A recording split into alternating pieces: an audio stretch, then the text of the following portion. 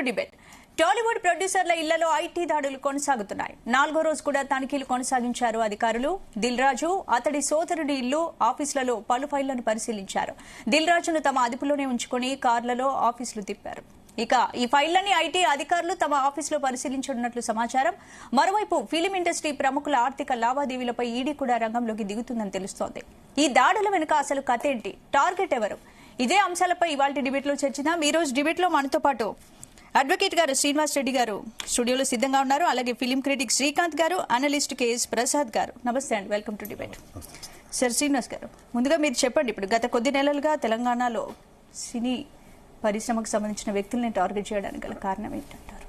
అంటే మేము వ్యక్తిగతంగా ఎవరిని టార్గెట్ చేస్తలేను. అదే పాదూరు శ్రీనివాస్ రెడ్డి ఒక అడ్వకేట్గా నాకు ఎవరు మిత్రులు లేరు, శత్రువులు లేరు ఫిలిం ఇండస్ట్రీలో.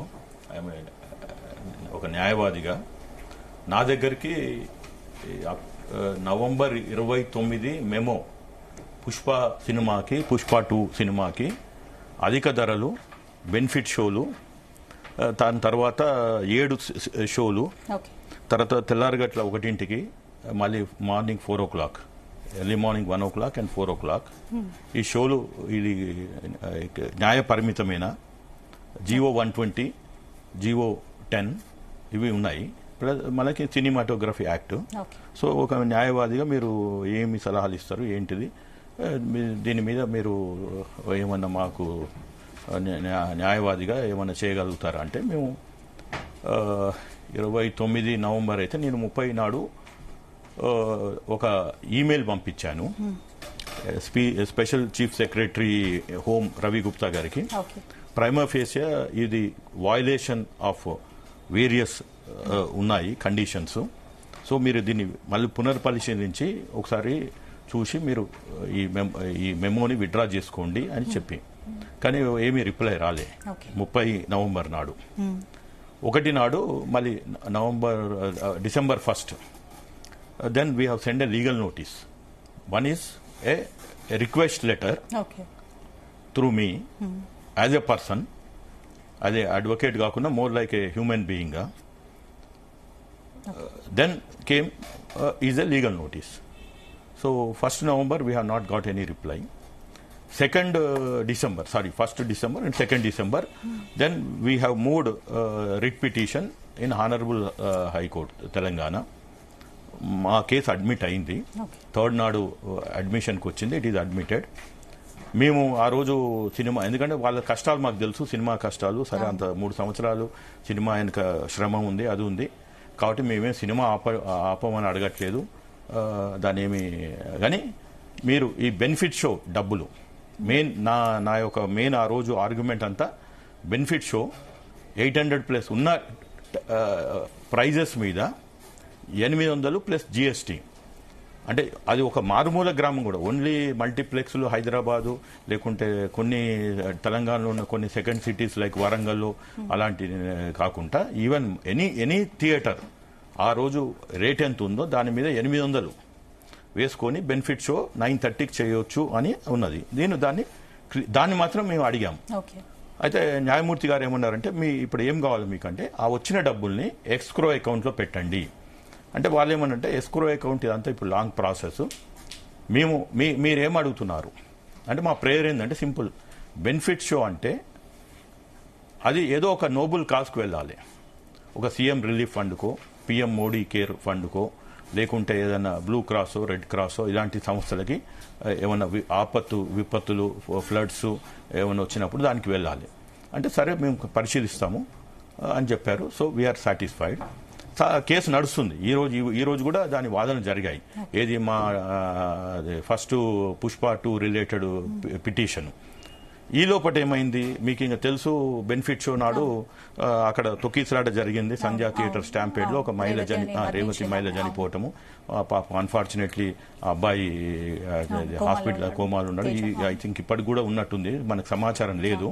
But still I think he still in the hospital, something like that.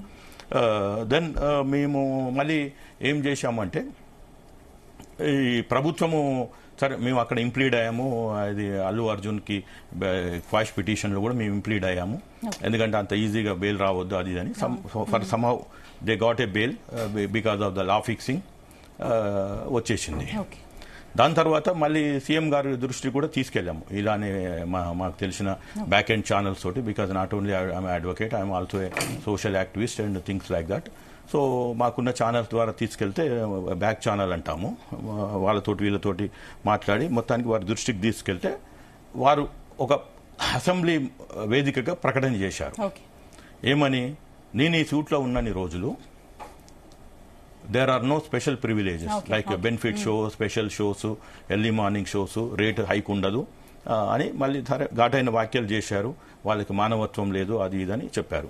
అది కరెక్టే కూడా. ఎందుకంటే ఆ రోజు దాకా ఫిలిం ఇండస్ట్రీ నుంచి ఆ కుటుంబాన్ని పోయి పలకరించిన వాళ్ళు ఎవరు లేరు. ఒక వ్యక్తి 300 కోట్లు రెన్యూమరేషన్ తీసుకునే వ్యక్తి ఒక 25 లక్షలు ఇస్తాను ఒప్పుకున్నాడు.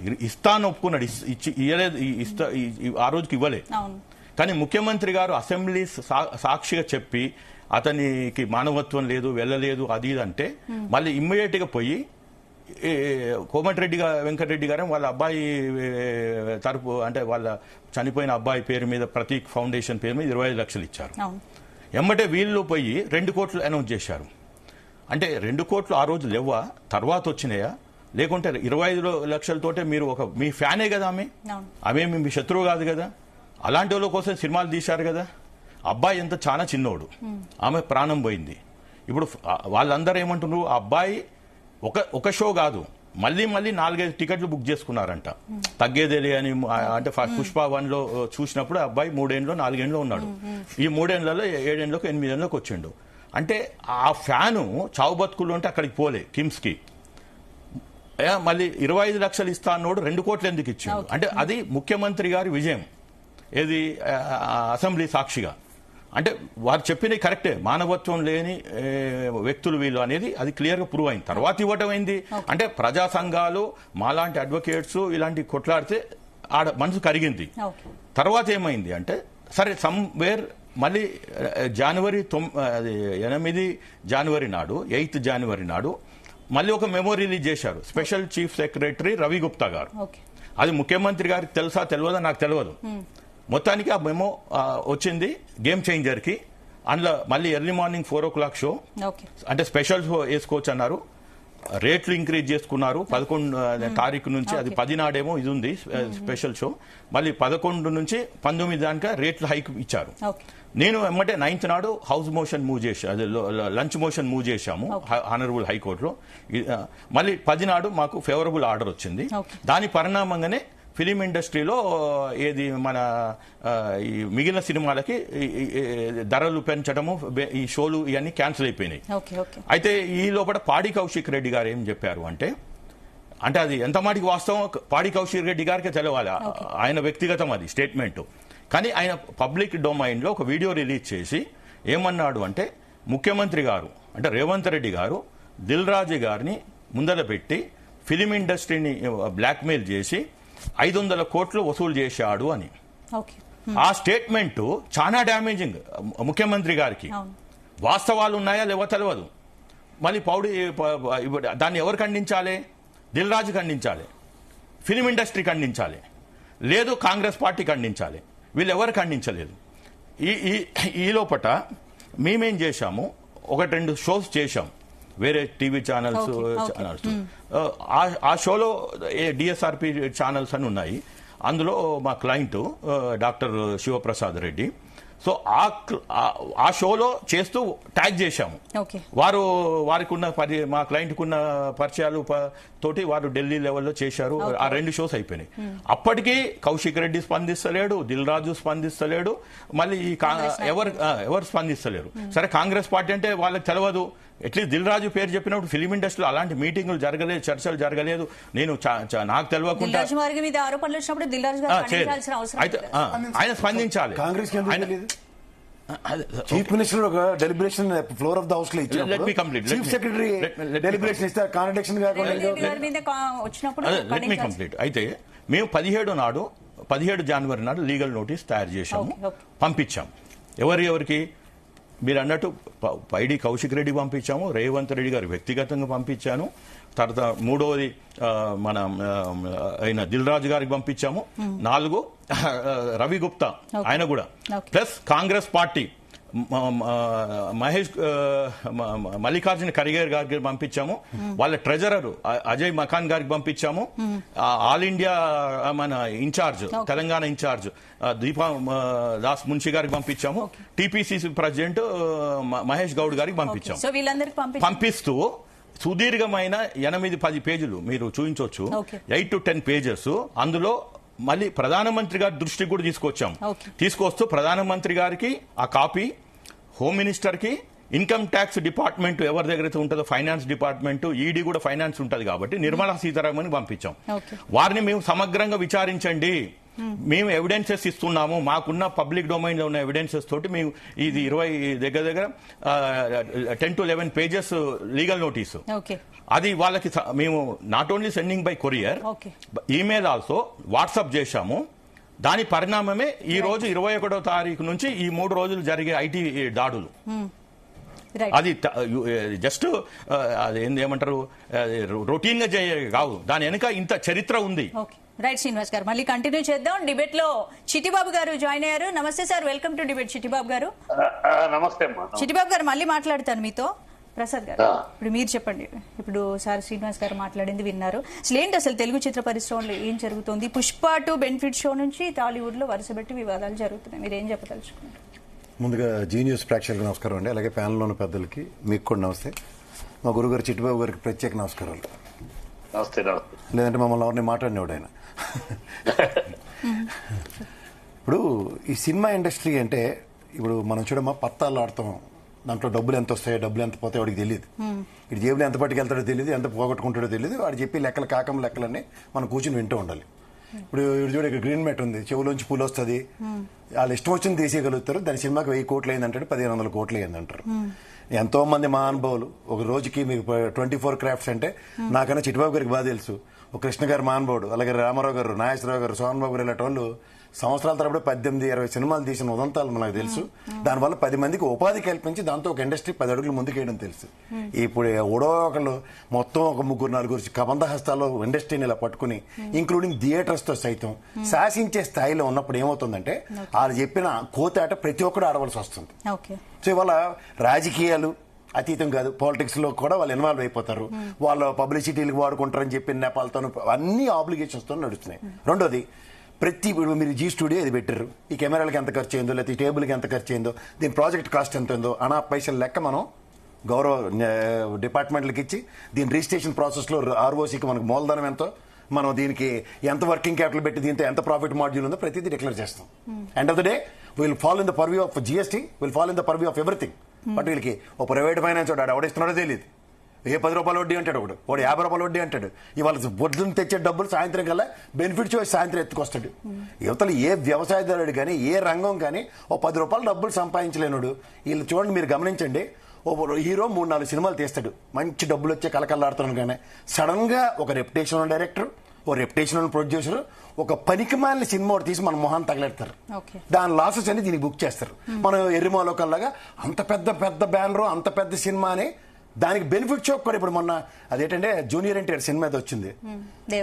అసలు కడుపు కాలం తిన్నాడు సినిమా చూస్తాడని ప్రతిోడు ఆయన ప్రశ్నించుకున్నారు. కానీ సాయంత్రం గడికి డబ్బులు మాత్రం ప్రొడ్యూసర్ కలకల్లాడుతూ వచ్చాయి. రామ్ గోపాల్ వర్మ సినిమా చేస్తారు, ఆయనకు కూడా అర్థం అవుతుంది ఆ సినిమాకి డబ్బులు పోయి అని అవడం చెప్పమని చూద్దాం. ఈ విధంగా వాళ్ళు చూడండి, మనకి లోపు బయట అంటారు పత్తాల్లో. ఒక కార్డు మీద డబ్బులు వేస్తారు, ఆడికి వచ్చేవాడికి ఇంత డబ్బులు వస్తాయి, పోయినోడు మొత్తం 100 మంది ఉంటారు, గెలిచినోడు ఒకటే ఉంటాడు. అలా ఈ సినిమాలో మీరు గమనించుకోండి, థియేటర్లు కబ్జా పెట్టినోడు ప్రొడ్యూసర్ వీళ్ళిద్దరూ ఒకటే, వీళ్ళకి డబ్బులు గ్యారంటీ. ఆ డైరెక్టర్ ఎప్పుడో దాసనారాయణరావు గారి గురించి విని వాళ్ళం, హీరోకి ధీటుగా ఆయన పేరు వేసుకున్నాడు, ఆయన కూడా ఎక్కువ రెమ్యూనరేషన్ తీసుకునేవాడని. కానీ ఇక్కడ వైవిధ్యభరితంగా ఒక డైరెక్టర్, ఓ మ్యూజిక్ డైరెక్టర్, ఓ సినిమా హీరో, మా అయితే హీరోయిన్ కి 2 కోట్ల లోపునే ఈ ఒక 4-5 టెక్నీషియన్స్ ఉంటారు. మిగిలిన వాళ్ళు ఎవరు ఆ 24 క్రాఫ్ట్స్ పేరు చెప్పి మిగిలిన వాడికి రూపాయి డబ్బులు ఉండవు. కానీ ఈ ట్యాక్స్లు ఏం కడతారంటే వీడికి ఎంత ఇచ్చాడో వీడి ఖచ్చితంగా రిలీజ్. అంటే నిజంగా సినిమా ప్రొడ్యూసర్లు అనౌన్స్ చేసినట్టు 100 కోట్లు 1000 కోట్లు సినిమాకి వస్తాయి కేవలం పబ్లిసిటీ. ఇప్పుడు మనం ఇదే స్టూడియోలో మనం డిబేట్ చేస్తున్నాం. మన 4 అడ్వకేట్ గారు, సార్, క్రిటిక్, నేను, మా చిట్టిబాబు గారు అందరూ ఆ గ్రీన్ మ్యాట్లు పెట్టి మీరు అక్కడ చిరంజీవిని పెడతారు, నాగార్జున పెడతారు, లేదా సినిమా 4 క్లిప్పింగ్లు పెడతారు. చూసారు ఆ క్లిప్పింగ్లకి వాటికి 100 కోట్లు ఖర్చు అయిందంటే ఎవడు ఉంటాడు? ఇక్కడ ఈ అమీర్పేటలో నేర్చుకున్న కోర్సులతో చేస్తున్నారు వాళ్ళు. అంటే పబ్లిసిటీ స్టంటే జరుగుతుంది. అబ్సల్యూట్లీ 100% అది 100% దాంట్లో డీవియేషన్ లేదు. వీళ్ళకి ఇందాక గురువు గారు చెప్పారు, ఏదో నేను కాగితం రాస్తే వచ్చారు. 2 సంవత్సరాలకు ఒకసారి పండగ తర్వాత ఈ క్రిటిక్ గారు నాకన్నా ఎక్కువ చెప్తారు, సిట్టిబాబు గారు చెప్తారు. ఏమో 4 సినిమాలు ఇట్టే అంటే ఖచ్చితంగా ఐటీ వాళ్ళు వచ్చి వాళ్ళ పనులు చేసుకుని వెళ్తున్నారు. వాళ్ళు కూడా ఎంత పట్టుకున్నారో చెప్పరు. ఆఖరి బ్రహ్మానందం మీద కూడా రైడ్ అవుతుంది, కానీ ఎంత పట్టుకున్నారో మాత్రం చెప్పరు. 100 కోట్లు నిజంగా వస్తే ఎవరి చేతిలోకి వెళ్తున్నాయి?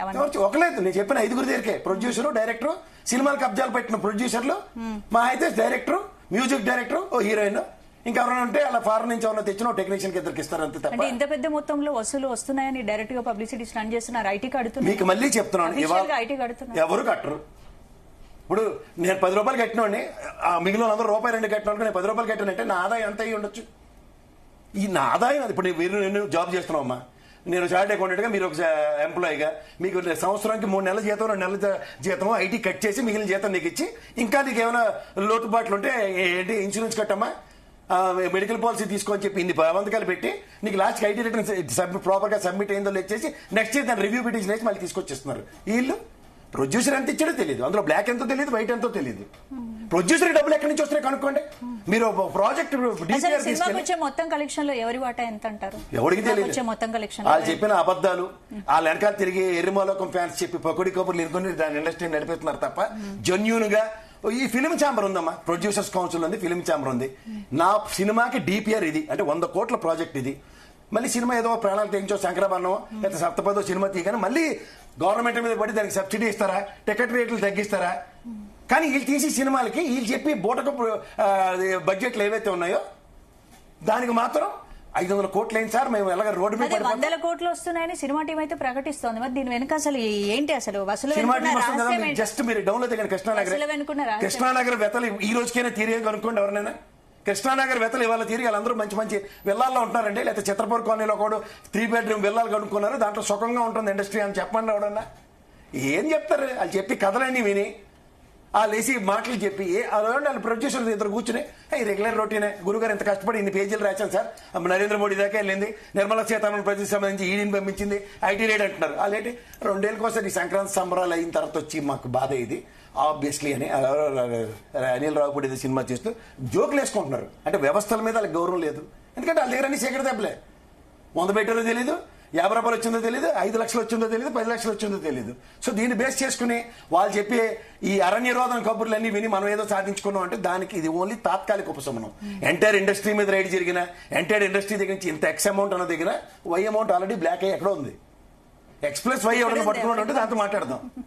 ఓకే రైట్, శ్రీకాంత్ గారు మీరు చెప్పండి, సినీ పరిశ్రమలో ఐటీ రైడ్స్ కి సంబంధించి తెలుగు చిత్ర పరిశ్రమ టార్గెట్ చేయడానికి కారణం ఏంటి? ఏం లేదండి, ఇప్పుడు సార్ చెప్పినట్టు ఇవన్నీ రొటీన్గా ఏంటంటే పెద్ద సినిమాలు వచ్చి వీళ్ళు భారీ బడ్జెట్లు అని చెప్పి ఈ భారీ పబ్లిసిటీలు భారీగా మళ్ళీ వాటికి రిటర్న్స్ వస్తున్నాయి అని చెప్పి డే 1 ఇన్ని కోట్లు కలెక్షన్ అని చెప్పి ఇవన్నీ వాళ్ళే అంటే ఖర్చులు చెప్పేది వాళ్లే, వాటి మీద రిటర్న్ వచ్చే ఆదాయాన్ని ప్రకటించేది వాళ్లే. రెండోది సినీ పరిశ్రమలో మీకు జరిగే ప్రతి ట్రాన్సాక్షన్లో 50 to 60% అనేది క్యాష్ రూపంలో జరుగుతుంది. వాళ్ళు దానికి రకరకాల పేర్లు పెడతారు. ఎవరో వైట్ అమౌంట్ కంప్లీట్గా తీసుకోరు, అది హీరో అయినా, డైరెక్టర్ అయినా, హీరోయిన్ ఎవరైనా కానీ. సో సినీ పరిశ్రమలో అయితే ఆ క్యాష్ ట్రాన్సాక్షన్స్ ఎక్కువ జరుగుతాయి, దాంట్లో ఎటువంటి సందేహం లేదు. రెండోది ఖచ్చితంగా ఏ రేట్ జరిగినా కూడా పరిశ్రమలో అది ప్రొడ్యూసర్ మీద అయినా, హీరో మీద అయినా, డైరెక్టర్ మీద అయినా ఖచ్చితంగా కొంత ఎవిడెన్సెస్ అయితే వాళ్ళ దగ్గరకు వస్తాయి. ఎంతో కొంత ఫైన్ రూపంలో వాళ్ళ దగ్గర కలెక్ట్ చేస్తూ ఉంటారు. ఈ ముఖ్యంగా ఈసారి మీరు గమనిస్తే ఈ సంక్రాంతికి 10 సినిమాలు వచ్చినాయి. దాని గురించి వాళ్ళు ఇప్పుడు కాదు, ఒక 6 నెలల నుంచి గేమ్ చేంజర్ కానీ వీళ్ళు ప్రీ రిలీజ్ ఈవెంట్లు చేస్తూ స్వయంగా దిల్ రాజు గారే వేదికల మీద చెప్పారు, 5 పాటలని 75 కోట్లలో తీశాను. అంటే ఇందాక సార్ చెప్పినట్టు అవి నిజాల అబద్ధాలు పక్కన పెడితే మీకే సో తెలియదు మరి ఇప్పుడు ఆ కోట్ల రూపాయలు ఫ్యాన్స్ ని ఎర్రి పప్పలు చేస్తున్నారని మీరే అంటున్నారు. మరి ఫ్యాన్స్ అంటే పాపం ఫ్యాన్స్ కి తెలియదు, ఏది చెప్తే అది నమ్ముతారు. మరి ఏది మరి ఇప్పుడు మనం కూడా హీరోలు అయితే డిక్లేర్ అలా చేస్తున్నారు. కదండి. ఇండస్ట్రీస్ కి సంబంధించిన మీకు ఐడియా ఉండాలి, అది మీది ఏంటి నేను నిజంగానే చెప్తున్నా fans అదేనండి. ఎర్రి పప్పలను చేస్తున్నారా, ఇందులో నేను వాస్తవం చెప్తూ- ఎంత, అసలు మేడం మాట ఎంత వస్తుంది? వాస్తవాలు ఎప్పుడు ప్రకటించాలి? రెగ్యులర్ అప్డేట్స్ ఉన్నప్పుడు ప్రకటించాలి. కానీ ఇక్కడ అది కాదు జరిగేది. మొత్తం అయిపోయిన తర్వాత దీనికి ఎంత ఖర్చు అయింది, మాకు దీనికి ఎంత అయింది, దీనికి ఎంత చేశాం. తర్వాత ఈ రోజు కలెక్షన్స్ కూడా చెప్తున్నారు, ఒక్కొక్కళ్ళు ఒక్కొక్క కలెక్షన్స్ చెప్తున్నారు. కొంతమంది మేము ఇవాళ పుష్ప 2 సినిమా ఉంది, కొంతమంది 2000 కోట్లు వచ్చేసింది అంటారు, కొంతమంది అఫీషియల్ గా 1850 కోట్లు ప్రకటించారంటారు. ప్రొడ్యూసర్లే కదా ప్రకటించారు. అదేనండి, ప్రొడ్యూసర్లు సోషల్ మీడియాలో వేరే వాళ్ళు కూడా ప్రకటిస్తున్నారు. మరి ఇలా రకరకాలు జరుగుతున్నాయి. సో బాహుబలి వీటిలో మూవీకి సంబంధించి అప్పటి నుంచి ఈ 100,000 కోట్ల Yes. వసూళ్లు అనేది టాక్ అనేది స్టార్ట్ అయిపోయింది. ఇవాళ ఒకటండి, మొన్న ఈ మధ్య అలా అంటే ఒక ప్రొడ్యూసరే చెప్పారు, ఇలాంటి మాకు వచ్చినా రాపోయినా మేము ప్రకటించుకోవాల్సి వస్తుంది. అంటే ఏంటి అసలు హీరో బస్సులో ఫ్యాన్స్ ని, ఎలా- హీరో గారిని, హీరో ఫ్యాన్స్ ని దృష్టిలో పెట్టుకొని కొన్ని మేము చేయాల్సి వస్తుంది, నిజంగా ఎన్ని కోట్లు ఆడొస్తాయని చెప్పి ఒక బహిరంగ వేదిక మీద ఒక ప్రొడ్యూసర్ గారే ప్రకటించారు. చెప్తున్నా ఇక్కడ ఇది ఏంటంటే వీళ్ళు పబ్లిసిటీ స్టంటా, వీళ్ళు వచ్చిన దాన్ని కావాలని కవరప్ చేసుకోవడానికి ఇలా చేస్తున్నారా? ఏంటి అసలు ఈ వసూళ్లను ఎలా లెక్కిస్తారు? ఒకటండి, సినిమా ఇండస్ట్రీలో నాకు తెలిసి ఒక సంవత్సరంలో ఒక 25 సినిమాలు వస్తే వాటిల్లో డబ్బులు చేసే సినిమాలు 3-4 ఉంటాయి అంతే, మిగతా వాటికి రావు. ఎందుకంటే రకరకాల రీజన్స్ ఉన్నాయి వాటికి. రెండోది, ఈ రోజు ఇందాక సార్ చెప్పినట్టుగానండి, సినిమాలో ఈ గుత్తాధిపత్యం పెరిగిపోయింది. అంటే ఒకప్పుడు ప్రొడ్యూసరు, డైరెక్టరు వీళ్ళు సపరేట్గా ఉండేవాళ్ళు. తర్వాత ఈ డిస్ట్రిబ్యూషన్కి ఒక సపరేట్ వ్యవస్థ ఉండేది. ప్రతి జిల్లాల్లో డిస్ట్రిబ్యూటర్స్ ఉండేవాళ్ళు, వాళ్ళు సినిమాను కొనుక్కునేవాళ్ళు. సో అది ఒక కాన్సెప్ట్. తర్వాత థియరిటికల్ ఎగ్జిబిటర్స్ అంటారు. సో వీళ్ళు థియేటర్ యజమానులు, వీళ్ళకు ఒక సపరేట్ వ్యవస్థ ఉంటుంది. సో దేని వ్యవస్థ దానికి సపరేట్గా ఉంటుంది. ఈరోజు మీరు గమనిస్తే అన్నిట్లో వీళ్ళే వెళ్ళిపోయారు. అంటే సినిమా తీసే నిర్మాత ఒకళ్ళే, ఆ సినిమాని డిస్ట్రిబ్యూట్ చేస్తుంది వాళ్ళే, ఆ సినిమాని మళ్ళీ ఎగ్జిబిట్ అంటే థియేటర్ యజమానులు, అంటే ఎవరో థియేటర్లో కూడా వీళ్ళే లీజు తీసేసి వీళ్ళ చేతులు పెట్టుకొని చేస్తారు. సో ఇది మొత్తం ఎలా జరుగుతుందంటే, ఈ జేబులో రూపాయి పెట్టామంటున్నారు, అది కింద డిస్ట్రిబ్యూటర్ దగ్గరకు మళ్ళీ కొంత వెళ్ళింది అంటున్నారు, అక్కడ సినిమా థియేటర్ అంటున్నారు. అంటే ఫైనల్గా ఏంది, ఆ జేబైనా ఈ జేబైనా ఏ జేబైనా వాళ్ళదే అవుతుంది. సో ఎక్కడ బ్లాక్ మనీ సర్క్యులేట్ అవుతుందో, అది ఎటు నుంచి ఎటు వెళ్తుంది, అది కింద నుంచి వస్తుందా పై నుంచి వస్తుందా చూడడానికి కూడా లేదు. ఎందుకంటే మొత్తం వాళ్లే. సో ఇప్పుడు కాస్టింగ్ చెప్పేది, ఇప్పుడు ఈ సినిమా ఖర్చు చెప్పేది ఎవరు? ప్రొడ్యూసర్. అవునా? సో ఆయన ఏం చెప్తే అది మనం నమ్మాలి. ఇప్పుడు డిస్ట్రిబ్యూటర్ ఉన్నాడు, ఈ సినిమాకి లాభం వచ్చిందా నష్టం వచ్చిందా అని చెప్పుకునేది ఎవరు? డిస్ట్రిబ్యూటర్. సో అది కూడా వాళ్లే. తర్వాత థియేటర్ ఫుల్ అయిందా? స్టేజ్ మీద చెప్పారు, ఎవరి బలంతా, హీరోస్ బలవంతమా, ఫ్యాన్స్ ని ఆ హీరో మార్కెట్ దృష్టిలో పెట్టుకొని కొన్ని మేము చేయాల్సి వస్తుందని వాళ్ళు ఓపెన్ గా చెప్తున్నారు. అలానే ఇప్పుడు కింద థియేటర్ ఫుల్ అయిందా అవలేదా? ఫుల్ అయినట్టు రాశారా? లేదు. అసలు ఫుల్ అయిన దాన్ని ఫుల్ కానట్టు రాశారా తక్కువ చూపించుకోవడానికి? అదెవరు? అది మళ్ళీ వాళ్ళే. ఇప్పుడు కనీసం ఇప్పుడు ఇవి ఈ మూడు పాత్రలు ఒకళ్ళే పోషిస్తున్నారు. సో దానివల్ల ఏమవుతుంది, అంతా కూడా ఒకటే వస్తుంది ఇన్ఫర్మేషన్ బయటికి మనకి. దానివల్ల ఏది కరెక్ట్ ఏది తప్పు అని చెప్పలేని పరిస్థితిలో కూడా ఉన్నాయి వాళ్ళు మనం. సో ఏదైనా సరే ఈ ఐటీ రైట్స్ సినిమా ఇండస్ట్రీ మీద జరగటం అనేది అయితే ఇది ఒక సంచలనం అయితే కాదు. ఎందుకంటే లోగడ ఎన్నోసార్లు రైట్స్ జరిగినాయి, వీళ్ళ పెద్ద భయపడే పరిస్థితిలో కూడా లేరండి ఎవరు. ఈ ఐటీ రైట్స్ వల్ల వాళ్ళు చాలా సహజంగా ఫీల్ అవుతున్నారు. ఎవరు భయపడరు కూడా అండి, వాళ్ళకి తెలుసండి. ఏమంటే ఇప్పుడు ఐటీ రైట్స్ జరిగినాయి, ఏం జరిగింది, ఏమన్నా దొరికినాయి, దాన్ని సంజాయిషి అడుగుతారు, దాన్ని ట్యాక్స్ ఎందుకు కట్టలేరు అని అడుగుతారు, ఎప్పుడు కడతారని అడుగుతారు, ఒక నెల 10 రోజులు ఏదో టైం ఇస్తారు, నోటీస్ సర్వ్ చేస్తారు, కట్టమంటారు. సో వీళ్ళు వాటిని కూడా కొంతవరకు మేనేజ్ చేసుకోగలమనే పరిస్థితిలో ఉన్నారు కాబట్టి వాళ్ళు భయపడట్లేదు, భయపడరు కూడా. ధైర్యం ఏంటంటే అందరూ 60-70% బ్లాక్ మనీ, దానికి ఒక రూపం ఉండదు, ఏదైనా అవుతుంది. ప్లస్ పైనుంచి కింద దాకా ఎప్పుడైతే ఆ చైన్ మొత్తం మీ కంట్రోల్లో ఉందో, సో ఇక మీరు చెప్పిందే కరెక్ట్. మీరు ఎక్కడి నుంచి అయినా మీరే కదండి, అది టోటల్ చైన్ మీరే కదా. చిట్టిబాబు గారు మీరేం చెప్పదలుచుకున్నారు ఐటీ రైట్స్ గురించి, సినిమా ఇండస్ట్రీల మీద? ఐటీ దీని గురించి పెద్దగా మనం చర్చించుకోవాల్సిన అవసరం లేదు. రొటీన్ ఐటీ అనేది ఒక డేగ కన్నుతో చూస్తూ ఉంటుంది. సమాజంలో ఎక్కడైనా పెద్ద ఎత్తున పెద్ద హై లెవెల్లో ట్రాన్సాక్షన్స్, పెద్ద అమౌంట్ ట్రాన్సాక్షన్ జరుగుతున్నప్పుడు చిట్టిబాబు గారు వీడియో ఆన్ చేసుకొని మాట్లాడండి సార్.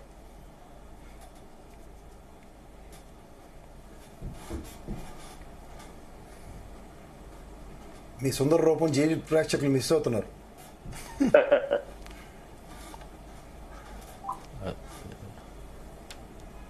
రైట్, చిట్టిబాబు గారు ఆన్ చేశారా? చేస్తున్నా. బటన్ వెతుకుతున్నారు. చెప్పండి సార్, మాట్లాడండి. ఇప్పుడు ఏంటి, ఇప్పుడు బాహుబలి నుంచి 100 కోట్ల వసూళ్లకు సంబంధించి ప్రచారం మొదలైంది కాబట్టి ఏంటి అసలు ఈ వసూళ్లను ఎలా లెక్కిస్తారు అసలు? వసూళ్ళు అనేమో ఇప్పుడు మీకు అర్థం కదా, వసూళ్లు సినిమా 12,500 థియేటర్లో రిలీజ్ చేసినాక ఒక సినిమా, దానికి వసూళ్లు రాకేముంటాయి? 12,500. మార్కెట్ పెరిగింది అంటే ఎగ్జిబిషన్ పెరిగింది. గతంలో 100 థియేటర్లు 250 థియేటర్లు చేస్తే గొప్ప 10 ఏళ్ల క్రితం. ఇవాళ షారూక్ ఖాన్ 5,000 థియేటర్లు అమ్ము అన్నాం, పుష్ప 2 12,500 థియేటర్లు. సో ఈ మార్కెట్ పెరిగింది, ఇంటర్నేషనల్ గా పెరిగింది, తనగా అన్ని ఉన్నప్పుడు ఆటోమేటిక్ గా కలెక్షన్ కనపడదు, అన్ని థియేటర్ల మీద కలెక్షన్. హీరోకి కూడా వాటాలు ఉంటాయా?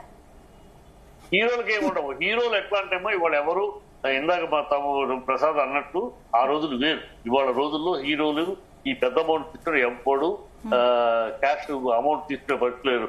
అడ్వాన్స్ 10% 15% అడ్వాన్స్ అదే అమౌంట్ అంటే మిగతా అంతా ఏరియాలే. ఆ ఏరియానో శాటిలైట్ ఇవన్నీ వాళ్ళు ఎంత కమ్మారు, ఆ ఏరియా ఎంత కమ్మారు, ఆ దాని మీద ఎంత వచ్చింది ఈ తేలేటప్పుడు ఒక సంవత్సరం పడుతుంది. సో అతనికి ఇవాళ సినిమా రిలీజ్ అయిందంటే ఆ సినిమా హీరోకి రెమ్యునరేషన్ ఎంత అనేది ఊళ్ళో గాలి మాటలుగా 300, 500, 700 అంటం తప్పితే అంత ఇచ్చే పరిస్థితిలో ఇండస్ట్రీ లేదు. ఏ ప్రొడ్యూసర్ కూడా 100 కోట్లు తీసుకొచ్చి పేమెంట్లు ఇచ్చి సినిమా తీసే పరిస్థితి కాదు. వాళ్ళందరికీ ఏరియాలే. సపోజ్ 100 కోట్లు తీసుకుంటున్నాడు హీరో అంటే 10 కోట్లు అతనికి 10, 15, 15 మిగతా అంతా నైజాం ఏరియా తీసుకుంటావా, లేకపోతే శాటిలైట్ తీసుకుంటావా, లేకపోతే ఉప్పుడు తీసుకుంటావా, ఈ అండర్స్టాండింగ్ ఈ బేరాలు జరిగిపోతాయి. ఆ బేరాలు నేను 100 కోట్లు నా రెమ్యూనరేషన్, నేను 15 కోట్లు మాత్రం తీసుకో, దానికి ట్యాక్స్ కడతాను, మిగతా నాకు ఎంత వచ్చింది ఎప్పుడు చెప్తారు, ఎవరు చెప్తారు, ఎవరు తెలుస్తారు. నా సినిమా నైజాం తీసుకున్నా, నైజాంలో కలెక్షన్ దాని యొక్క ఇది ఇవన్నీ పోయి ఎంత వచ్చింది, నాకు లాసా, నాకు ఎంత వచ్చింది ఏంటి తెలిసేది ఎప్పటికీ నేను రిలీజ్ చేయను, ఎవరికో వచ్చి రిలీజ్ చేయమంట, వాడి కమిషన్ ఏంటి, వాడు అన్ని పోయినాక ఈ లెక్కలు తెలియదు ఎప్పటికీ. ఇది ఒక ప్రాసెస్. ఈ లోపల ఇన్కమ్ ట్యాక్స్ దూరినా ఏమి చేయలేదు. ఇన్కమ్ ట్యాక్స్ ఎందుకు పడ్డారంటే వాళ్ళ డైరెక్టర్లో వాళ్ళు వరుసగా ఒక సంవత్సరం ఇవాళ సడన్ గా వచ్చింది కదా, ఎదుగునే వాళ్ళు ఏదో సడన్ గా అనుకుంటే ఇన్కమ్ ట్యాక్స్ డిపార్ట్మెంట్ మా బాబాయ్ దాంట్లో పనిచేసిన నాకు తెలుసు, ఇన్కమ్ ట్యాక్స్ అలా రాదు. అలా ఊరే ఏదో సడన్ గా ఒక ఇన్ఫర్మేషన్ బట్టి గబుకుతో అది కూలంకషంగా మొత్తం ఒక 5 టన్ను పడిందంటే. చిట్టిబాబు గారు, ఇప్పుడు సినిమాకు సంబంధించి కర్త కర్మ క్రియ దర్శకుడు అంటారు కదా, ప్రతి విషయం దర్శకుడికి తెలుస్తుంది, ఎంత ఖర్చు పెట్టారు, ఎంత ఖర్చు అయింది అనేది. మరి ఏంటి ఐటీ అధికారులు దర్శకుడిని విచారించే అవకాశం లేదంటారా అసలు? దర్శకుడు ఐడియాలే, అది ఐడియా దర్శకుడు కానీ డబ్బులు బడ్జెట్లు పెంచింది కూడా దర్శకుడే కదా. దర్శకుడే బాగుపరిచేది దర్శకుడే. బడ్జెట్ పెరుగుతుందంటే ఒక దర్శకుడు కారణం కాదు ప్రసాద్, ఒక దర్శకుడు కారణం కాదు బడ్జెట్ పెరగడానికి. ఒక షెడ్యూల్ కనుక ఒక చిన్న అప్సెట్ తోటి ఒక షెడ్యూల్ పోతే ఆ షెడ్యూల్ రికవర్ చేయడానికి కాంబినేషన్ సెటప్ అంతా సినిమా పోవడానికి ప్రొడ్యూసర్ కారణం డైరెక్టర్ కారణం అండి. డైరెక్టరే అడ్వాన్స్ చేస్తా తీసుకున్నప్పుడు బాలరామాయణ కథలను తీస్తే ఎవరు చూస్తారు? డైరెక్టర్ కారణం మరి ఇంకేంటి, 74 కోట్లు పెట్టి దిక్కుమాల పాట తీసేది సినిమాలోనే పెట్టుకుని పెడితే రాజవాడి ప్రొడ్యూసర్ కాక ఇంకోటి సినిమా తీసినందుకు డైరెక్టరే అంత ముందు ప్రొడ్యూసర్లకి కనుక అది డైరెక్టర్ దగ్గరికి వెళ్ళి వీళ్ళు ఏమి చేతులు కట్టుకుని ఆయన ఏం చెప్తే అది చిట్టిబాబు గారు అంటే గేమ్ సార్. మీకు సింపుల్ గా చెప్పాలంటే దిల్ రాజు ఈ ప్రొజెక్షన్ లో 4 సినిమాల రూపాయలు 10 రూపాయలు వస్తే ఆ గేమ్ చేంజర్ అనే 10 రూపాయల సినిమా ఒకటి తీసి లాసెస్ దాంట్లో బుక్ చేస్తారు. అంతకన్నా ఇంకేముంది? ఎవరు తీయమన్నాడు? తీయమంటే లాస్ ఎలా బుక్ చేస్తారు? శంకర్ బతిమాలాడా నువ్వు నాతో తీయమని? ఇంటర్నేషనల్ సినిమా తీయాలి, గ్లోబల్ సినిమా తీయాలి, నువ్వు ఎగబడ్డావు. దానికి ఇష్టం కాల్పడుకున్నావు సరే, కచ్చాదం రాదేంటి, స్క్రిప్ట్ చూసుకోవడం రాదా? ఇదంతా గేమ్ ఇది. హీరోలు ఒక్క నిమిషం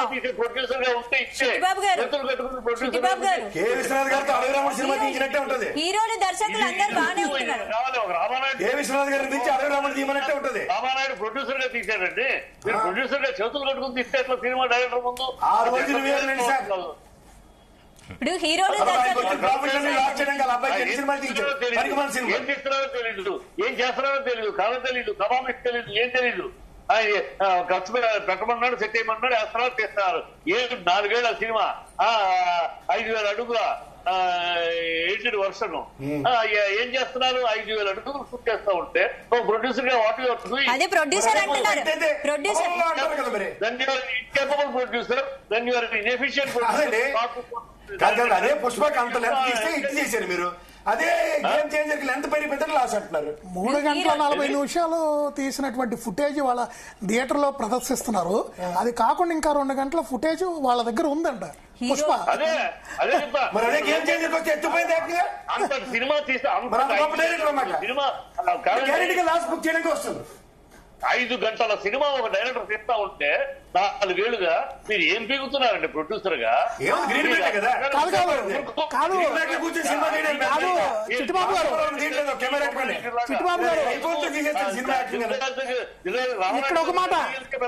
ఇక్కడ ఒక మాట అదే ప్రొడ్యూసర్ కి సంబంధించిన సంక్రాంతికి వస్తున్న సినిమా అదే ఇంకొక డైరెక్టర్ అనిల్ రావిపూడి గారు,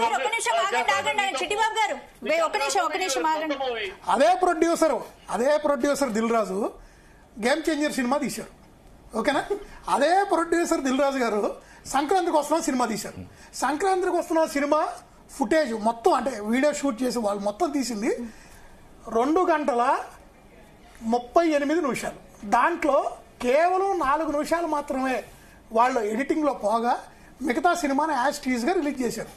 అదే ప్రొడ్యూసర్ మరి గేమ్ చేంజర్ కి అదే ప్రొడ్యూసర్ ఆయనే డబ్బులు పెట్టాడు. మరి అదే తెలుగు గల ప్రొడ్యూసర్ లేకపోతే మీరన్న తెలుగు తక్కువ ప్రొడ్యూసర్ ఆయనే. మరి అదే శంకర్ గారు ఆ సినిమాను 5 గంటలు తీశారంట. 5 గంటల ఫుటేజ్ తీశాను, ఎడిటింగ్ లో కొన్ని పొరపాట్లు జరిగినాయని ఆయన అఫీషియల్ గా రీసెంట్ గా ఒక ఇంటర్వ్యూలో కూడా ఇచ్చారు. మరి రెండింటికి ఒకటే producer.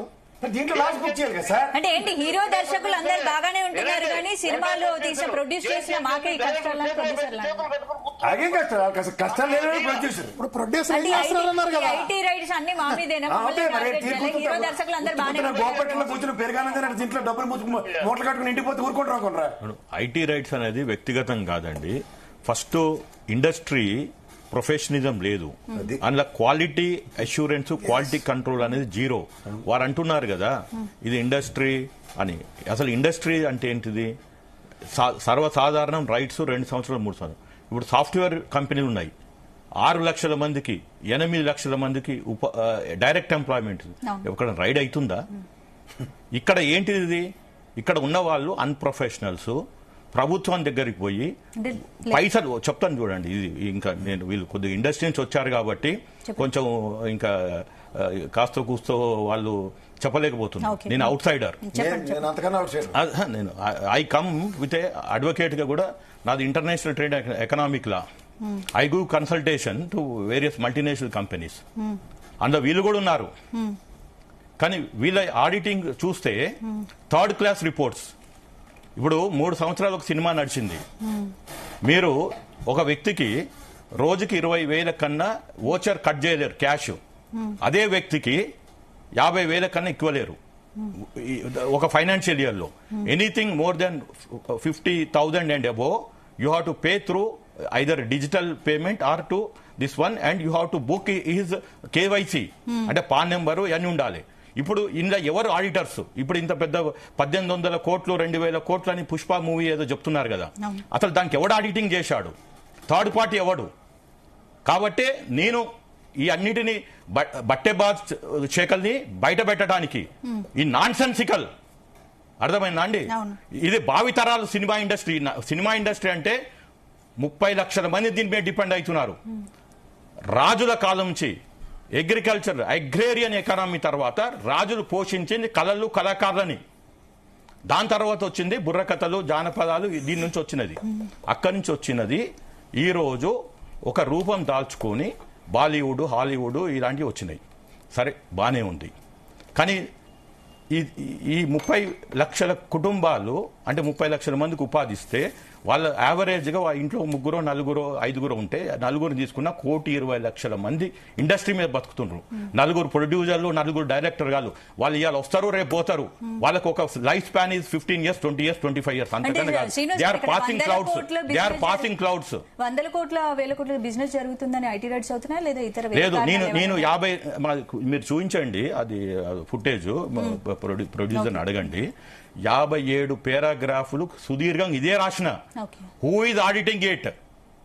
Because I'm not only an advocate, A trained auditor also. Forensic analysis చేస్తాము.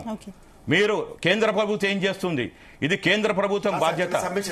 ఇది వాళ్ళు పడుకుంటున్నారు కాదండి, చెప్తాను. ఇప్పుడు వీళ్ళందరూ ఏం చేస్తున్నారు? రాష్ట్ర ప్రభుత్వం రేవంత్ రెడ్డి గారిని బ్లేమ్ చేయడం కాదు. నేను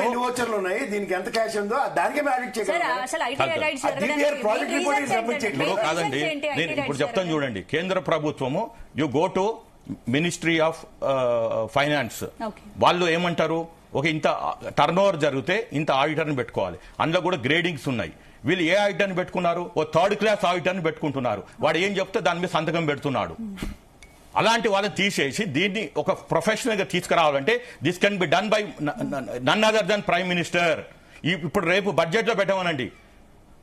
ఎవ్రీ ఆడిటింగ్ అంటే మీరు అన్నారు డిపిఆర్, మనం ఒక ఇల్లు కట్టుకుంటే ఒక ఆర్కిటెక్ట్ పోతాము, స్ట్రక్చర్ ఇంజనీర్ దగ్గర పోతాము, కాంట్రాక్టర్ పోతాము, దానికి ఎస్టిమేషన్ వేపిస్తాము, ఓ బీఓక్యూస్ తయారు చేపిస్తాము, జిహెచ్ఎంసీ దగ్గర పోయి పర్మిషన్ తెచ్చుకుంటాము, స్ట్రక్చరల్ స్టెబిలిటీ అంటాం. ఇది ఏమీ లేకుండా పనికిరాని సినిమాలు తీసి మధ్యతరగతి కుటుంబంలో దిగువ తరగతి వాళ్ళ దగ్గరికి పోయి మేము గవర్నమెంట్ ఒక మంచి వ్యక్తి అయిన రేవంత్ రెడ్డి గారు ఒక యువ నాయకుడు ముఖ్యమంత్రి అయితే వాళ్ళకి తెలవకుండా జీవోలు తెచ్చుకొని చెప్తాను ఇక్కడ చెప్తాను అండి. I'm also a politician, I will tell you. ఇప్పుడు పాడి కౌశిక్ రెడ్డి ఎవరండి? పాడి కౌశిక్ రెడ్డి ఎవరు? సంథింగ్ మీ ఆఫీస్ లో ఏం జరుగుతుంది మీకు తెలుసా? మీ ఆఫీస్ లో ఏం జరుగుతుందో తెలుసా? నా ఆఫీస్ లో అయితే ఏం జరుగుతుందో నాకు తెలియదు. అన్లెస్ ఆ ఫైల్ ఎవడో సంతకం పెట్టి నా లీగల్ క్లర్క్ చేస్తే. ఇప్పుడు ఫర్ ఎగ్జాంపుల్ నేను ఇవాళ 4 o'clock ఉందండి, నా ఐటమ్ సేమ్ పుష్ప 2 ఉన్నది, నేను ఇలా కోర్టుకు పోలే, నా అసోసియేట్ని పంపించాను. మా అసోసియేట్ సిన్సియర్ హానెస్ట్ కాబట్టి నా ఇన్స్ట్రక్షన్ తీసుకున్నాడు. Sir let me I'm telling profession to profession. Political profession ఎట్లుంటది? సగం మంది బీఆర్ఎస్ నుంచి వచ్చిన వ్యక్తులు వాళ్ళు రేవంత్ రెడ్డి గారి ఇమేజ్ని డ్యామేజ్ చేయాలని చెప్పి పాత బీఆర్ఎస్ ప్రభుత్వంలో ఉన్న బ్యూరోక్రాట్స్ ఇంక్లూడింగ్ ఐఏఎస్ ఆఫీసర్లు, ఐపీఎస్ ఆఫీసర్ల తోటి కుమ్మక్కయ్యి రేవంత్ రెడ్డి గారి పేరు బదనాం చేస్తుండ్రు. అది వాళ్ళు ఎవరు ఖండించలేరు. ఇప్పుడు మహేష్ కుమార్ గౌడ్ ఖండించలేదు, ఎవరు ఖండించలేరు. ఖండిస్తారంటే chief minister they are waiting. Once he come back from Davos. గతంలో కల్కి సినిమా కూడా 100 కోట్ల బిజినెస్ అయిందని ప్రచారం జరిగింది. మరి అప్పుడు ఐటీ రైడ్ జరగలేదు, ఇప్పుడే ఎందుకు చేశారు? కల్కి సినిమా గతంలో 100 కోట్ల బిజినెస్ అయిందని ప్రచారం జరిగింది, అప్పుడు ఐటీ రైడ్ జరగలేదు, ఇప్పుడు ఎందుకు జరిగింది? ఎందుకంటే అప్పుడు శ్రీనివాస్ రెడ్డి లీగల్ నోటీస్ పంపించలేదు, శ్రీనివాస్ రెడ్డి హైకోర్టుకు పోలేదు. అప్పుడు ప్రభుత్వము ఇంత వినండి సార్, 800 అవన్నీ సక్రమంగా జరిగాయి. వినండి సార్, బాహుబలి డిపిఆర్ ఇచ్చారంటే బాహుబలి డిపిఆర్ ఇది ఎంత ప్రాజెక్ట్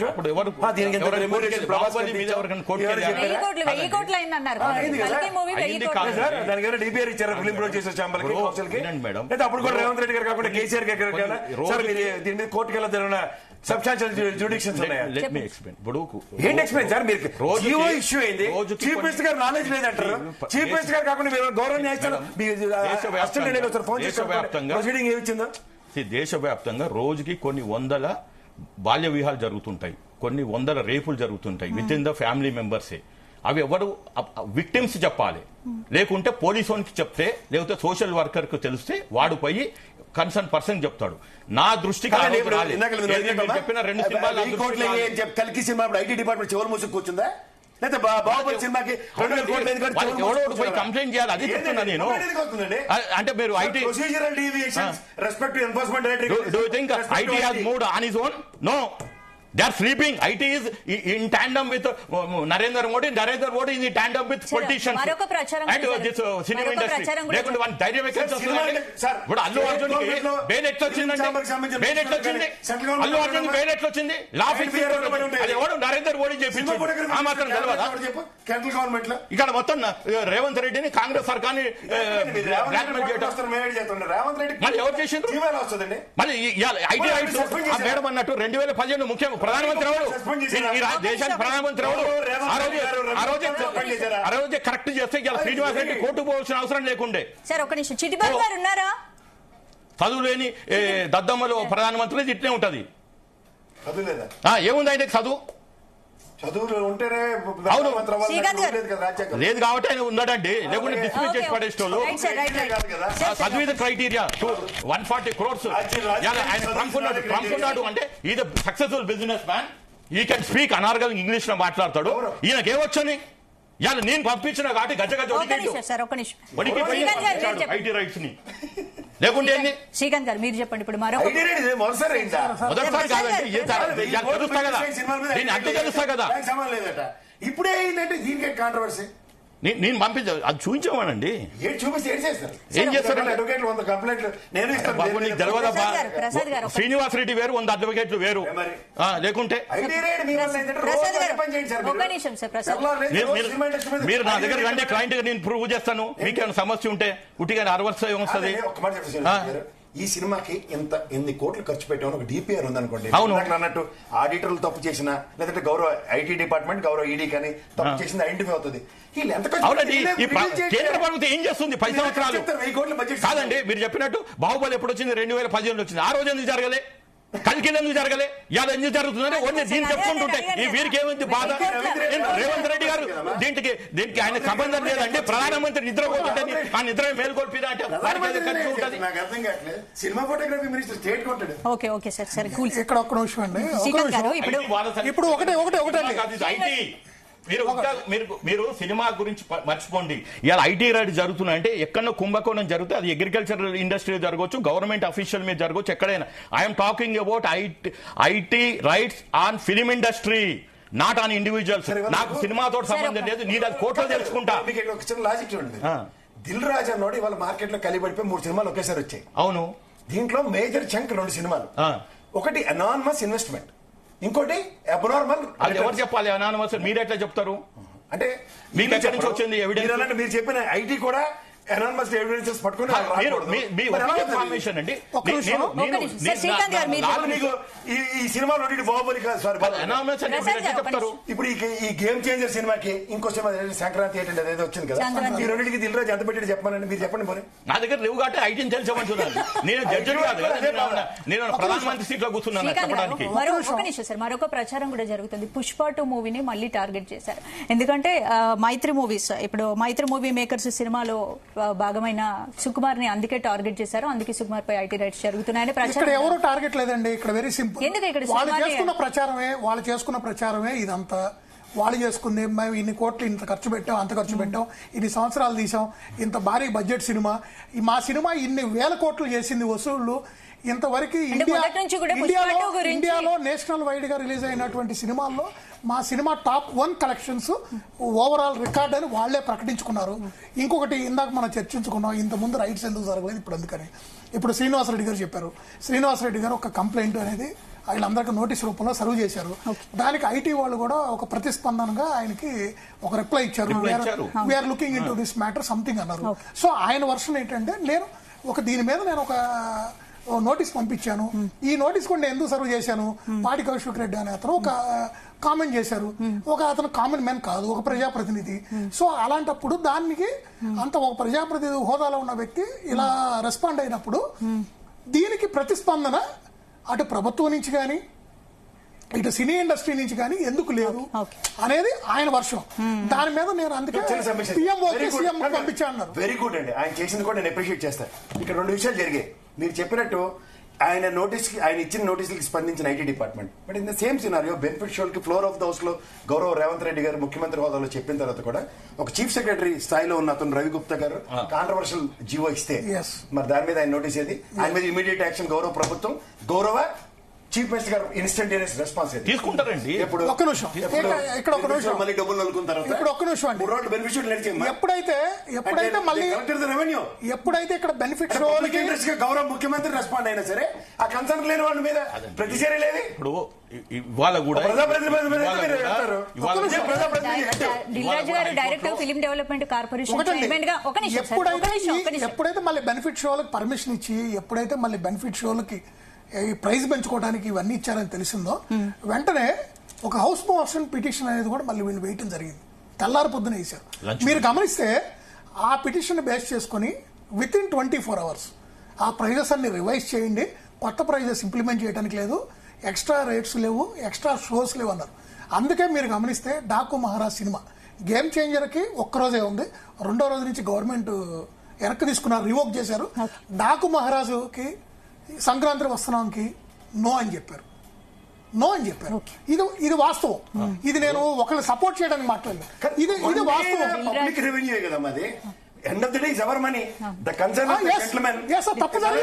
దిల్ రాజు గారు film development corporation chairman sir ఒక నిమిషం sir, film development corporation chairman గా దిల్ రాజు గారు ఉన్నారు. మరి ఆయనపై కూడా 4 రోజుల నుంచి ఐటీ రైడ్స్ జరగడాన్ని ఎలా చూడొచ్చు? చంద్రబాబు నాయుడు గారి మీద అయినా, రేవంత్ రెడ్డి గారి మీద అయినా, మీ మీద అయినా, నా మీద అయినా ఐటీ వాళ్ళకి సందేహం వస్తే, వాళ్ళకి సందేహం వచ్చినా సరే వాళ్ళు బ్యాక్ ఎండ్ కొంత వర్క్ చేసుకున్నాక మన మీద రైట్స్కి వస్తారు. దీంట్లో ఆయన పెద్ద కాదు, మీరు చిన్న కాదు, చంద్రబాబు నాయుడు మేధావి కాదు. ఎవరి మీదైనా కూడా సందేహం వస్తే, ఎవరి మీదైనా ఐటీ వాళ్ళు నిష్పక్షపాతంగా ఒక నిఘా పెట్టి, అది 10 రోజుల, వారం రోజుల, 20 రోజుల, ఒక్క రోజా అని వాళ్ళు డిసైడ్ అయిన తర్వాత ఎనీ టైం రైడ్ చేయొచ్చు. ఆ రైడ్ కూడా ఈ ఒక్కరోజు చేయాలా, 10 గంటలు చేయాలని ఉండదండి. ఇవాళ 4వ రోజు ఇంకా కంటిన్యూ అవుతున్నాయి. సుకుమార్ గారు ఇక్కడ అందుబాటులో లేరు, పిలిపించారు. ఎయిర్పోర్ట్ నుంచి వాళ్ళే పికప్ చేసుకుని ఇంటికి తీసుకెళ్లి రైడ్స్ కంటిన్యూ చేస్తున్నారు. ఇంకోటి ఈ రైడ్స్ అనేది ఇంత సుదీర్ఘంగా జరగడం కూడా ఒక విధంగా మీరు ఆలోచిస్తే డెఫినెట్ గా వాళ్ళకి కొన్ని లింక్స్ దొరికినట్టు. వాటిని బేస్ చేసుకునే ఈ రైడ్స్ ఇంక సుదీర్ఘంగా జరుగుతున్నాయి. సో అందువల్ల ఏంటంటే పూర్తిగా ఈ రైడ్స్ అయిపోయి వాళ్ళ సైడ్ నుంచి కూడా ఒక ప్రెస్ మీట్ పెట్టి ఈ రైడ్స్ లో వాళ్ళు ఏం జరిగింది, ఏంటి, వాట్ ఈస్ వాట్, అటు రైడ్స్ చేసినటువంటి ఇన్కమ్ ట్యాక్స్ డిపార్ట్మెంట్ కానీ, లేదు ఎవరైతే రైడ్ వాళ్ళ మీద జరిగిందో వాళ్ళు ప్రెస్ మీట్ పెట్టేదాకా మనందరం కొంచెం ఆగితే బెటర్. రెండోది, ఆయన సైడ్ నుంచి లీగల్ గా మన శ్రీనివాస్ రెడ్డి గారు ఫైట్ చేసి, అంటే పరిశ్రమలో ఒక సామాన్యుడి దగ్గర జరుగుతున్న దోపిడీని అయితే ఆయన ఆపారు. ఎందుకంటే ఒకటండి, సినిమాని వాళ్ళ బతికిచ్చింది కేవలం ఇక్కడ కూర్చున్న మన నలుగురుమో, లేకపోతే ఆ బెంజ్ కార్లు, ఆడి కార్లో తిరిగే వాళ్ళు కాదండి. సామాన్యుడు, రోజువారీ రుక్షా దొక్కుని బతికే రుక్షా కార్మికుడు, ఆటో నడుపుకునే ఆటో కార్మికులు, వాళ్ళు ఒక సినిమా హిట్ అయినా ఫ్లాప్ అయినా ఒక హీరోని అభిమానించి, ఆ సినిమా బాగున్నా బాగాలేకపోయినా ఉదయం నుంచి సాయం దాకా కష్టపడి వాళ్ళు సంపాదించిన 200, 300 ఒక 30 రూపాయలు, 40 రూపాయలు ఖర్చు పెట్టి ఆ హీరో సినిమాని బాగలేకపోయినా కూడా నా సినిమా నా హీరో అని బతికించారు. కానీ ఈ రోజు మీరు గమనిస్తే పరిస్థితి లేదు. ఆ పరిస్థితి లేదు. ఆ కార్మికుల్ని దోచుకుంటున్నాం. ఇప్పుడు ఫస్ట్ రోజు, సెకండ్ రోజు సినిమాకి వచ్చి చూసేది ఎవరు? ఆ సామాన్యుడే. అవునా కదా? వాళ్ళ ఆ సగటు ఆదాయం వాళ్ళు ఎంత ఉంటుంది? వాడి దగ్గర నువ్వు 1000 రూపాయలు, వాళ్ళ దగ్గర 1000 రూపాయలు, 800, 500 టికెట్ పెడితే వాళ్ళు ఏం బతుకుతారండి? ఇంకా వాళ్ళ రోజువారీ కూలింగ్ నువ్వు. శ్రీనివాస్ గారు, ఈ రోజు ఇంకో తీర్పు కూడా వచ్చింది కదా మీరు వేసిన కేసు గురించి. ఇవాళ కోర్ట్ నెంబర్ 29 లో 16 years బిలో కిడ్స్ నైట్ 11 తర్వాత నుంచి అంటే ఇండైరెక్ట్ గా ఏం చెప్పిండ్రు అంటే, ఈ middle class people financial slaves అవుతున్నారు. ఏది? ఈ ఫిలిం ఇండస్ట్రీ. తర్వాత వాళ్ళు ఆరోగ్యం ఖరాబ్ చేసుకుంటున్నారు. వాళ్ళు working couple over and above వాళ్ళ ఇంట్లో ఎవరిని, ఇప్పుడు అంతా న్యూక్లియర్ ఫ్యామిలీస్ పోయి ఫ్రెగ్మెంటెడ్ ఫ్యామిలీస్ వచ్చాయి. సో వాళ్ళు పిల్లల్ని ఎక్కడ పెట్టాలో తెలియక వాళ్ళని తీసుకెళ్తున్నారు. లేదా పిల్లలు గొడవ చేస్తే వాళ్ళ తరపున వెళ్తున్నారు. అంటే ఇట్లా ప్రొడక్టివిటీ, వాడు పొద్దుగా లేసి స్కూల్కి పోతే వాడు చదువుకోలేడు, వీడు ఉద్యోగంలో సరిగ్గా పనిచేయలేడు. So there is a long term. And entertainment అనేది మీరు ఉత్సాహంగా, ఉల్లాసంగా, తీరికగా చూడాలి. కానీ మీరు అర్ధరాత్రి 1ంటికి 4ంటికి క్యూలో నిలబడి, అంటే సరే ఆన్లైన్ లో కొనుక్కున్నా కానీ ఈ తోపులాటలో ప్రాణాలు పోతున్నాయి. సో మేము క్లియర్ గా చెప్పినాం, మా పోరాటము మళ్ళీ చెప్తున్నాము పేదవాని తరపునే.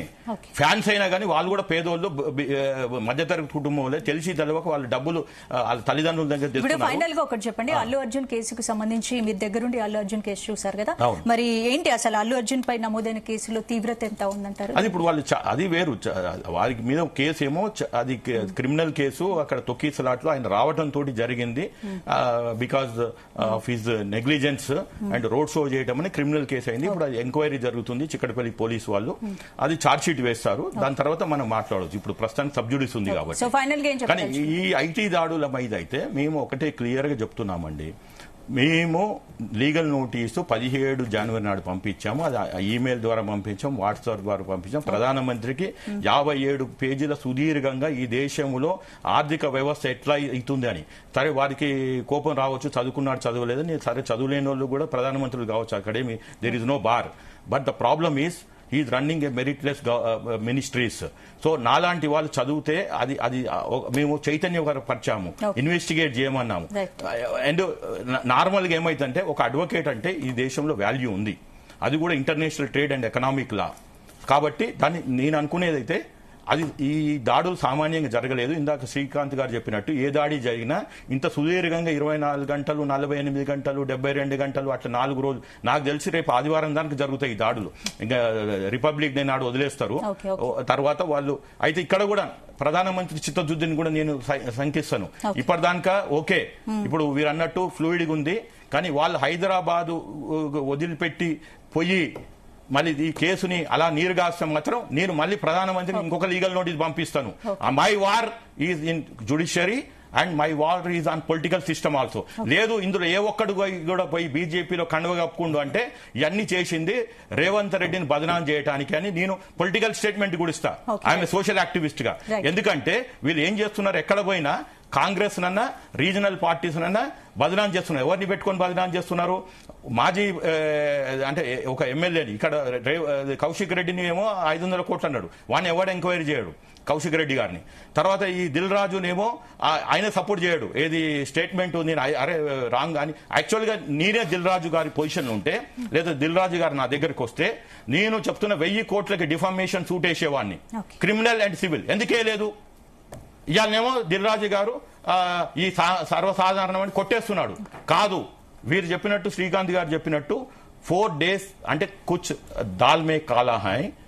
అండ్ ఐటీ వాళ్ళు పోయేటప్పుడు ప్రెస్ మీట్ పెట్టి క్లియర్ గా ఎవరి దగ్గర ఎంత దొరికింది, ఏం చేస్తాము అని చెప్పాలి. ప్రధానమంత్రి గారు ఏదో నన్ను శ్రీనివాసరెడ్డి మళ్ళీ ఏదో మీడియా దగ్గరికి పోతాడు, కంటి తూపరు చర్యలు చేస్తాను, శ్రీనివాసరెడ్డి లేకుంటే ఏదో చేస్తాడని కాదు. నేను చెప్తున్నా, I will shake the governments in center also. అక్కడ ప్రెస్ మీట్ పెడతా. ప్రసాద్ గారు మీరు చెప్పండి, ఫైనల్ గా ఏం చెప్తారు? ఇది ఖచ్చితంగా ఇంకొక 4-5 రోజుల పైన రైట్లు జరుగుతాయి. ఎందుకంటే ఈ దిల్ రాజు అనే యాక్టివిటీ చూసుకుంటే as a distributor, as a producer and theatre owner. So ఈ చైన్ సిస్టంలో సబు సందర్భం లేకుండా అందరితోనే ఇన్వాల్వ్ అయ్యి ఉన్నాడు. సో ఒకదాంతో పోయేది కాదు ఇది. సో డిఫరెంట్ రోల్స్ ప్లే చేస్తున్నప్పుడు ఈ క్రిటికాలిటీ యాజ్ అన్ ఫైనాన్స్ సంబంధించిన అంశాల్లో తీవ్రంగా ఒడిదుడుకులు జరిగాయని ఐటీ రైడ్లు జరుగుతాయి. అంచేత అది సుదీర్ఘంగానే జరుగుతాయి. సుదీర్ఘమైన అవుట్కమ్ సార్ ఎక్స్పెక్ట్ చేస్తున్నట్టు వాళ్ళు ఏం ప్రెస్ మీట్ పెట్టి ఎంత పట్టుకున్నా ఎంత వచ్చారని చచ్చినా చెప్పరు. ఆ ఇల్యూషన్స్ లో నేనైతే లేను, ఎందుకంటే ఇప్పటిదాకా ఐటీ రైడ్లో ఎంత పట్టుకున్నా ఎవరు చెప్పిన ఉదంతాలు లేవు. So these are all things. And tax next మనం దీని ఏంటంటే పబ్లిక్ డిఫర్మేషన్ కేసెస్ త్రూ కానీ, లేదా పబ్లిక్ లిటిగేషన్ కేసెస్ త్రూ కానీ తెచ్చుకుని నెక్స్ట్ ఐటీ రిటర్న్ లో ఎంత పెనాల్టీ క్లాస్ పే చేశాడో దాన్ని బట్టి ఎంత ఇవాళ దొరికిందో అసెప్టైన్ చేయొచ్చు. 31 మార్చికి ఫైల్ చేసే ఐటీ రిటర్న్స్ బేస్ చేసుకుని సెప్టెంబర్ లో తెలుస్తుంది. దానికన్నా ముందు ఇప్పుడు అడ్వాన్స్ ట్యాక్స్ ఎంత కడుతున్నారో ఇవైతే పబ్లిక్ డొమైన్ లో ఉంటాయి. సో జిఎస్టీ కట్టాలి, జిఎస్టీ అండ్ వీళ్ళు పే చేసే అడ్వాన్స్ ట్యాక్స్, ఈ రెండు leads to how much they have captured. అది ఎందుకంటే విత్ పెనాల్టీ క్లాసెస్ ఉంటాయి. ఇప్పుడు నిన్న వెంకటేష్ గారు అడ్వాన్స్ ట్యాక్స్ అనేది కూడా ఎప్పుడు వాళ్ళు వస్తూ ఉంటారు. వారు ఏమన్నారు నిన్న, చెప్పండి సార్ ఫైనల్ గా. అదే ఇప్పుడు నేనేమంటున్నా అంటే, ఇప్పుడు ఇది మన దేశం అండి. ఈ ఫిలిం ఇండస్ట్రీ కూడా మన ఎకనామీలో ఒక భాగం. 30 లక్షల మందికి ఉపాధి ఇస్తుంది. కాపాడుకోవాల్సిన బాధ్యత ప్రభుత్వానికి. అంతేగాని ఒక నలుగురు కోసము కొమ్ము కాస్తాము అంటే మాత్రము మేము పోరాటం చేస్తాము, ఇటు ప్రభుత్వాన్ని ఇరకాటం పెట్టు, కేంద్ర ప్రభుత్వాన్ని. ఎందుకంటే ఇప్పుడు మీరు సాఫ్ట్వేర్ చూడండి, ఎంతమంది యువకులు వస్తున్నారు, ఒక ఐడియా తీసుకొని వస్తున్నారు. ఒక జస్ట్ మీరు చూడండి, స్విగ్గీ, జొమాటో ఒక ఐడియా, అది ఇక్కడ ఎందుకు కావట్లేదు అంటే గుత్తాధిపతి, కరప్షన్, నిపోటిజము, సెల్ఫ్ డీలింగ్స్, అంటే సెల్ఫ్ ఫిక్సింగ్ డీలింగ్స్, లా ఫిక్సింగ్ డీలింగ్స్, ఇవి పోతే ఈ ఇండస్ట్రీ బాగుపడుతుంది. అందులో ఉన్న ప్రతి ఒక్కరు 24 క్రాఫ్ట్స్ వాడు అందరూ బాగుపడతారు, ఇంక్లూడింగ్ ప్రేక్షకుడు కూడా. సగటు ప్రేక్షకుడు తెలంగాణలో వాడి యావరేజ్ కుటుంబ ఆదాయం 20,000, అందులోంచి వాడు 3,000, 4,000 నెలకి సినిమాకే ఖర్చు పెడుతుండు. దేన్ని మనం తగ్గించగలుగుతాం అంటే నాణ్యత వస్తుంది, క్వాలిటీ వస్తుంది, క్వాంటిటీ వస్తుంది. వాడు అదే 2,000కి ఎక్కువ సినిమాలు చూడొచ్చు. లేదు నాకు బోరు కొడుతుంది 2 సినిమాలు అంటే వాడు ఇంకో 1,000 రూపాయలు సేవ్ చేసుకుంటే, ఆ 1,000 రూపాయలు ఏ చిట్లో వేసుకున్నా, లేదా ఊరవతలే ప్లాట్ కొనుక్కున్నా అవి భావి తరాలకు పనికొస్తాయి. వాళ్ళు పాపం తెలవక అమాయకులు ఈ ముసుగులో పడిపోయి ఒక హీరోని పెంచి పోషిస్తున్నారు. Right sir, thank you Srinivas గారు, థ్యాంక్ యూ ప్రసాద్ గారు, థ్యాంక్ యూ శ్రీకాంత్ గారు, థ్యాంక్ యూ చిట్టిబాబు గారు. ఇది వాళ్ళ debate. Keep watching Zee Telugu news.